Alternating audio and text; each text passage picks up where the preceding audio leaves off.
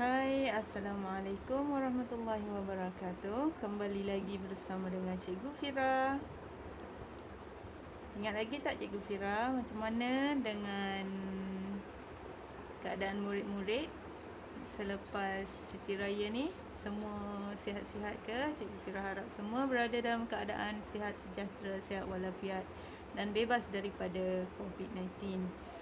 Okey, hari ini kita akan belajar sejarah bab 5. Tajuk penentangan, ya Allahu Akbar, penentangan tokoh tempatan bersama dengan Cikgu Fira, bukan Cikgu Lisa ya. Sebab ini video ni cikgu ambil daripada Cikgu Lisa punya page. Jadi cikgu edit sikit lah, guna cikgu punya suara. Jadi mari kita tengok penentangan tokoh-tokoh tempatan. Penjajahan dan campur tangan British telah menimbulkan rasa tidak puas hati dalam kalangan pemimpin tempatan. Jadi pejuang kita memimpin rakyat supaya berjuang dengan gigih untuk mempertahankan tanah air. Jadi kita mestilah menghargailah jasa-jasa dan pengorbanan yang telah mereka lakukan untuk tanah air kita lah. Jadi mari kita tengok perjuangan tokoh-tokoh perjuangan tempatan kita. Yang pertama kita tengok, yang pertama kita ada mana ni? Tengok peta, kita ada Datuk Maharaja Lela di Perak. Kita ada Yang Tuan Antah di Negeri Sembilan, Tok Janggut di Kelantan, Haji Abdul Rahman Limbong, Terengganu, Datuk Bahaman di Pahang, Dor Said di Melaka, Syarif Masaho di Sarawak, Mak Saleh di Sabah, kita ada Antanom, Sabah dan juga Rentap di Sarawak. Okey, mari kita lihat. Mari kita lihat penentangan seorang-seorang tokoh kita, iaitu penentangan Dor Said. Kita tengok sebab penentangan dia mempertahankan kedaulatan Nanning dan dia juga menentang pelaksanaan undang-undang British dan bayaran cukai. So, peristiwa penentangan kita tengok pada tahun 1831, beliau telah mengalahkan British melalui taktik perang gerila dan beliau telah mendapat bantuan daripada pembesar daerah Seri Menanti, Sungai Ujong, Johor dan Muar. Yang ketiga, setelah itu pada tahun 1832, British telah menawan pusat pentadbiran Nanning dan membakar rumah penduduk. Lalu British membelanjakan 100,000 pound sterling untuk kalahkan Dor Said. Banyak tu. So British mengalahkan dan akhirnya British telah berjaya mengalahkan Dor Said dalam serangan kali ketiga. Pada kali ketiga tu British berjaya kalahkan Dor Said dan pada 1832 Dor Said telah ditewaskan dan tinggal dalam buangan di Melaka.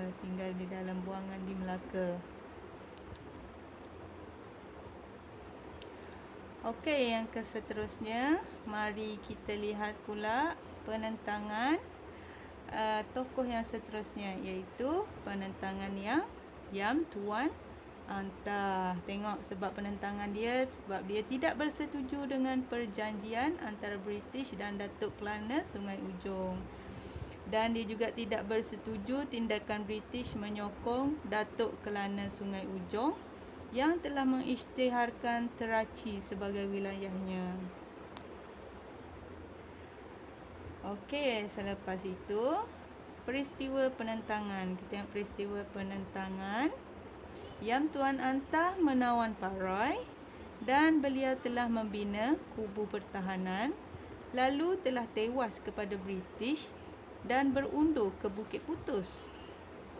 Setelah itu Yang Tuan Antah dan British telah membuat satu rundingan, namanya Rundingan pendamaian. Jadi Yang Tuan Anta telah diiktiraf sebagai Yang Tuan Besar Seri Menanti. Dan yang seterusnya kita tengok, iaitu penentangan Datuk Maharaja Lela. Tengok gambar, tengok sebab penentangan dia. Sistem cukai baharu yang diperkenalkan oleh British, dia tak suka.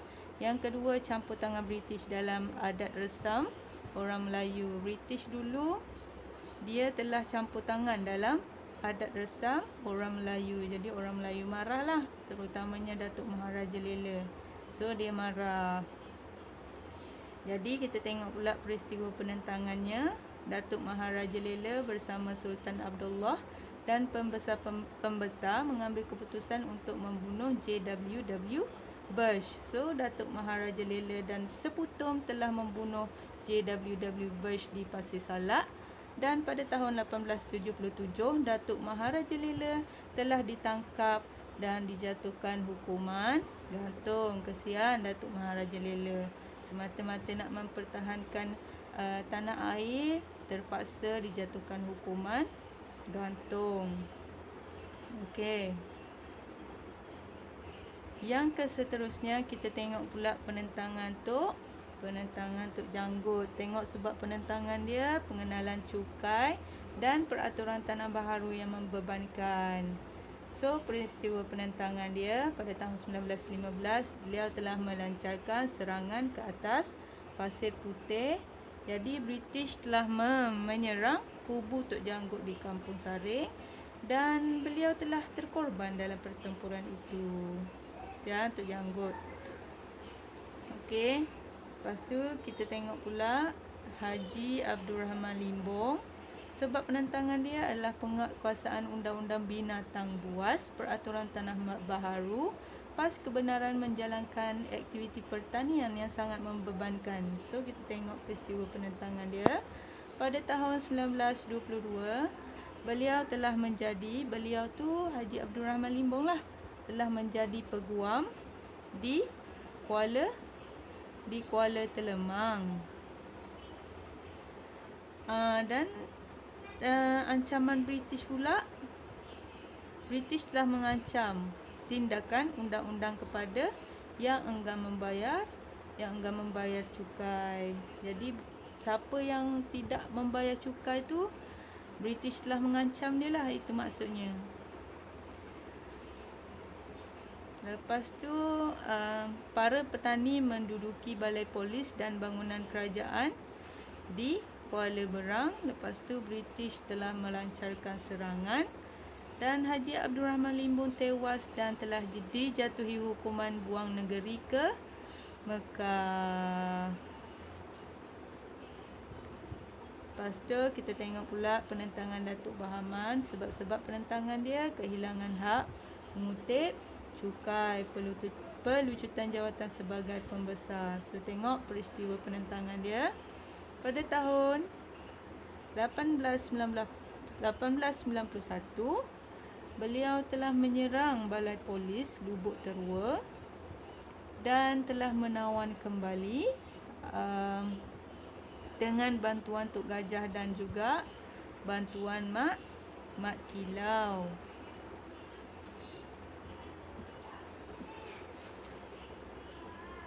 Seterusnya pada tahun 1894, beliau menawan Kuala Tembeling dan Jeram Ampai dan British berjaya tawan semula. Dan setelah itu beliau telah berundur ke Kelantan dan mendapat perlindungan di Chiang Mai, Thailand. Tengok penentangan Raja Mahadi. Raja Mahadi ni sebab penentangan dia adalah campur tangan British dalam pentadbiran Klang dan juga perusahaan biji timah. Yang kedua, sebab penentangan dia sebab perlantikan Tengku Kudin sebagai Yang Tuan Selangor. Yang ketiga, tak ada. So, kita tengok peristiwa penentangan dia. peristiwa penentangan Tengku Kudin dan Raja Abdullah. Tengku Kudin dan Raja Abdullah telah bekerjasama menentang Raja Mahdi. Raja Mahdi telah menyerang Yap Ahloi di Kuala Lumpur kerana telah bekerjasama dengan Tengku Kudin. Raja Mahdi telah dikalahkan dan dihantar ke Johor dan beliau Raja Mahdi telah meninggal di Johor. Kita tengok penentangan Rentap. Sebab penentangan dia iaitu James Brooke menganggap orang Iban sebagai lanon dan penempatan orang Iban telah dihapuskan. Peristiwa penentangan, James Brooke telah mendirikan kubu di Nangas Kerang untuk mengawasi pergerakan orang Iban. 1853, Rentap telah berjaya menyerang kubu James Brooke dan Rentap membina kubu di Bukit Sadok. Dan ramai yang telah menyokong, contohnya pahlawan Iban. Rentap membina kubu tu ramai yang telah menyokong, termasuk pahlawan Iban. Yang keseterusnya, pertempuran sengit antara Rentap dan James Brooke di Bukit Sadok. Jadi Rentap telah berundur ke Sungai Entabai dan tidak dapat dikesan selepas itu. Ke mana Rentap pergi? Next, kita tengok pula penentangan Sharif Masaho. Penentangan Sharif Masaho. Yang pertama sebab penentangan dia menentang James Brooke yang meluaskan kuasa ke wilayah Sarike dan telah mengambil alih pentadbiran. So kita tengok peristiwa penentangan. Pada tahun 1855, Sharif Masaho telah menyerang Mukah. Dan Sharif Masaho juga telah bekerjasama dengan Datuk Patinggi Abdul Ghafur dan Temenggung Hashim untuk dia menyerang Kuching. Selepas itu, tidak berjaya menewaskan Charles Brooke. Charles Brooke ni merupakan anak saudara James Brooke. Dan setelah itu, dia tidak berjaya tewaskan Charles Brooke tu. Dia kembali semula ke Mukah. Dan setelah itu pada tahun 1861 Sharif Masaho ditewaskan. Lepas ditewaskan, dia telah dibuang negeri ke Singapura. Dan setelah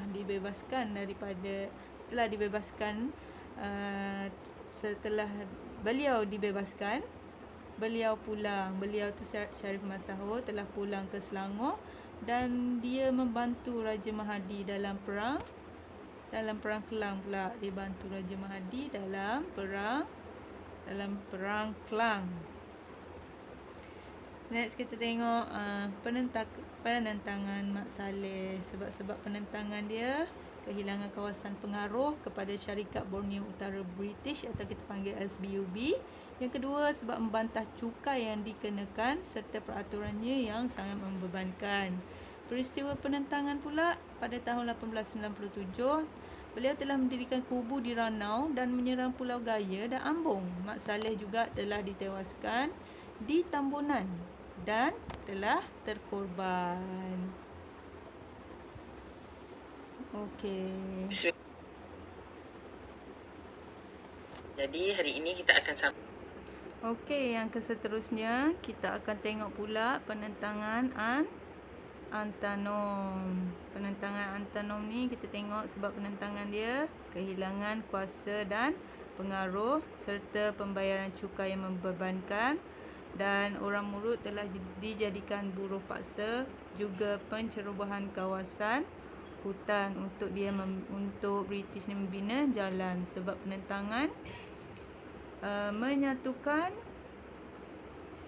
penentangan dia menyatukan orang Murut untuk peristiwa penentangan. Yang pertama beliau telah menyatukan orang Murut untuk menentang SBUB. Pada tahun 1915, beliau juga telah menyerang Persiangan dan telah membina kubu di Sungai Selangit. Dan yang keseterusnya, beliau telah terkorban dalam pertempuran di Sungai Selangit. Okey. Mengapa? Murid-murid, tahu tak mengapa? Mengapa perjuangan tokoh-tokoh ini kita perlu hargai? Kenapa murid-murid? Cuba murid-murid berfikir sejenak. Mengapa perjuangan tokoh-tokoh tempatan kita ini perlu kita hargai? Kenapa? Cuba fikir sekejap. Okey, kita tengok. Yang pertama, kenapa kita kena hargai tokoh-tokoh kita? Okey, kerana tokoh-tokoh inilah yang telah terkorban demi bangsa dan negara kita. Dan semangat dan perjuangan dan keberanian mereka mestilah kita hargai dan kita contohi, sebab mereka inilah kita berada pada hari ini, ya. Negara kita aman damai. Mereka banyak jasa, murid-murid. Mereka banyak yang telah mereka lakukan, mereka buat demi menentang penjajahan British pada zaman dahulu. Jadi mestilah kita menghargai perjuangan tokoh-tokoh tempatan ini. Okey murid-murid. Okey, setakat itu sahajalah.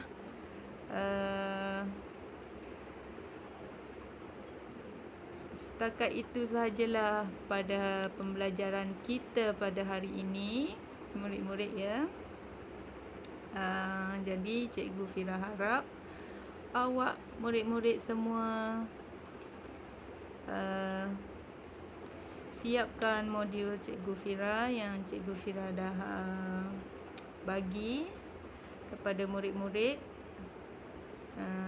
pada halaman yang pertama. Pada halaman pertama tu Cikgu Fira suruh je murid-murid tulis tokoh-tokoh. Cikgu Fira ada bagi gambar dan senaraikan nama-nama tokoh-tokoh tersebut. Itu saja. Jadi terima kasih kerana mendengar pengajaran Cikgu Fira pada hari ini. Kita sudahi pelajaran kita dengan surah Wal-Asr. Okey, bismillahirrahmanirrahim. Wal-'asri innal insana lafi khusr illa alladhina amanu wa 'amilus solihat wa tawassaw bil haqq wa tawassaw bis sabr. Okey, amin. Nanti kita sambung semula pada minggu hadapan. Terima kasih kerana mendengar. Bye.